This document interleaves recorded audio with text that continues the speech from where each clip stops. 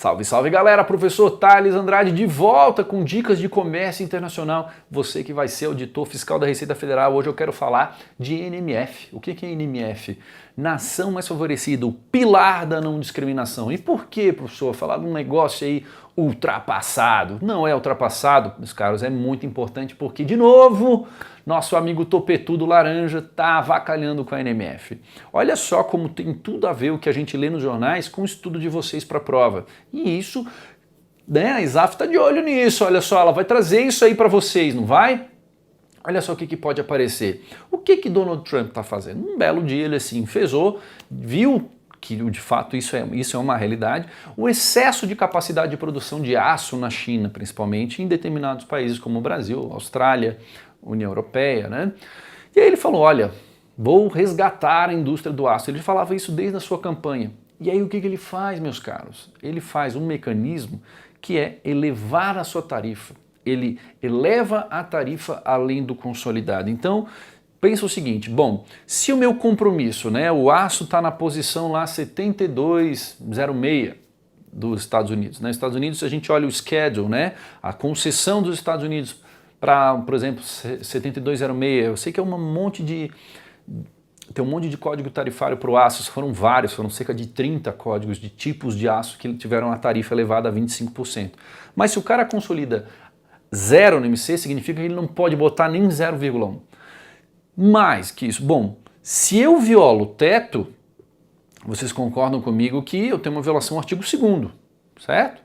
Mas se eu aumento o teto só para alguns países e para outros eu fico com a tarifa 0, isso não é uma violação à NMF também? Artigo 1º, né? Bingo, perfeito. Por quê?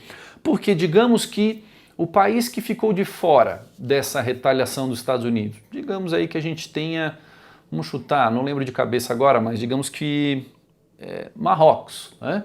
O Marrocos exporte aço para os Estados Unidos e não tenha sofrido os efeitos da elevação tarifária pelo Trump. Bom, se Marrocos é membro do OMC, Brasil é um membro afetado, bom, o artigo 1º, parágrafo 1º do GATT diz que nenhuma vantagem, favor, privilégio ou imunidade concedido a um membro, ou melhor, a um país, Marrocos é um país, mas também é membro, né?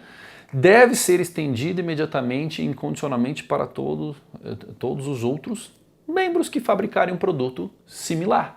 Então, se o Brasil exporta um aço que é similar ao aço do Marrocos, ele faz jus à tarifa que o Marrocos consegue na entrada para os Estados Unidos. Então, vejo, eu tenho uma flagrante violação à NMF. Não é à toa que os países que estão sofrendo toda essa retaliação dos Estados Unidos no aço, né, e também no caso do alumínio, o alumínio foi a 10%, eles estão fazendo uma coalizão para entrar juntos na OMC contra os Estados Unidos. Então, anota aí, olha só, a elevação tarifária do Trump, né?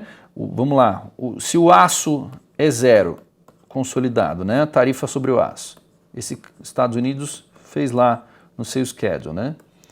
Estados Unidos, tarifa, vamos dizer que seja tarifa consolidada. Aí eu tenho que pegar lá anexo 2. Aí no anexo 2 eu olho a posição 7206, eu olho lá, o cara me diz que é 0. Isto aqui está diretamente relacionado ao quê? Ao artigo 2º do GATT. Porque o artigo 2º estabelece o quê, professor? O artigo 2.1b, ou melhor, 2.1a, diz que eu não posso instituir um tratamento menos favorável do que o previsto na minha lista. Então, se eu saio de 0 para 25, é um tratamento menos favorável do que o previsto na minha lista, não é? E mais, os países estão isentos de direitos aduaneiros que excederem os limites previstos no anexo 2. Então, se algo exceder o limite, que é 0 aqui, também viola 2.1b do GATT, certo? Esta é uma forma de eu ver o aumento que Donald Trump fez. Mas outra forma também é violar a NMF, porque se eu provo que os Estados Unidos ele está dando o aumento apenas para alguns países, por exemplo, Brasil, né? Se o Brasil sofre com 25% e no exemplo que eu dei, Marrocos continua com 0%, Brasil tem apenas que provar que exporta um produto similar a um produto marroquino para ganhar a extensão dessa vantagem e assim restabelecer a alíquota para 0%. Então vejam que bacana, esse tipo de questãozinha pode aparecer na prova de vocês, né? E aí vocês vão ter que saber também conjugar o que é um produto similar, né? Bom, produto similar, na jurisprudência do OMC, 4 critérios que nos interessam. Primeiro, é as características físicas do produto, as propriedades, né? O tipo de aço, etc. Em segundo lugar, eu posso também utilizar como guia, como uma baliza, o quê? As preferências dos consumidores. Em terceiro lugar, qual é a finalidade de uso? Empregado para a indústria automotiva, empregado para a indústria, sei lá, aeronáutica, né?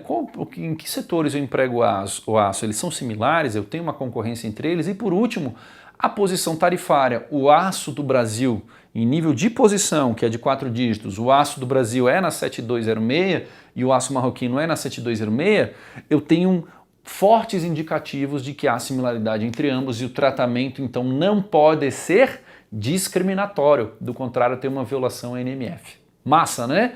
Então ficamos por aqui, eu vejo vocês na próxima dica de comércio internacional. Um grande abraço!